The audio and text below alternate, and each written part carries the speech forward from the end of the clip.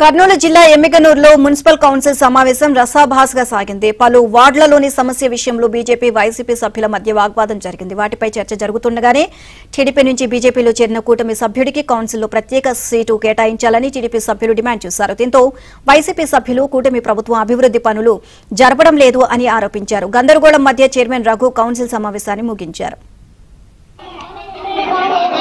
ఆప్లో ఉన్నటువంటి ఏరియాలో ఒక 20 ఏళ్లకు నీళ్లు రాలేదు విషయాన్ని వాస్తవంగా నేనే పర్సనల్గా వెళ్ళాను సార్. దానికి కావాల్సింది సాక్ష్యం మీ దగ్గర ఉన్నప్పుడు కోర్టు ప్రొసీడింగ్ పోవాలా, నెక్స్ట్ పిటిషన్ వేసుకోవాలా అంటున్నారు. అది వచ్చి సమస్య ఉంది కాబట్టి మీరు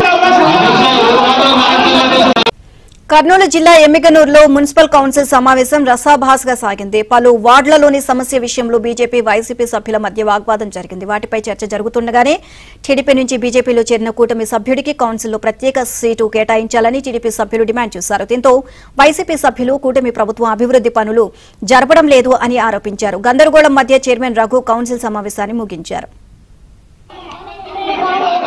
ఆప్లో ఉన్నటువంటి ఏరియాలో ఒక 20 ఏళ్లకు నీళ్లు రాలేదు విషయాన్ని వాస్తవంగా నేనే పర్సనల్గా వెళ్ళాను సార్. దానికి కావాల్సింది సాక్ష్యం మీ దగ్గర ఉన్నప్పుడు కోర్టు ప్రొసీడింగ్ పోవాలా, నెక్స్ట్ పిటిషన్ వేసుకోవాలా అంటున్నారు. అది వచ్చి సమస్య ఉంది కాబట్టి మీరు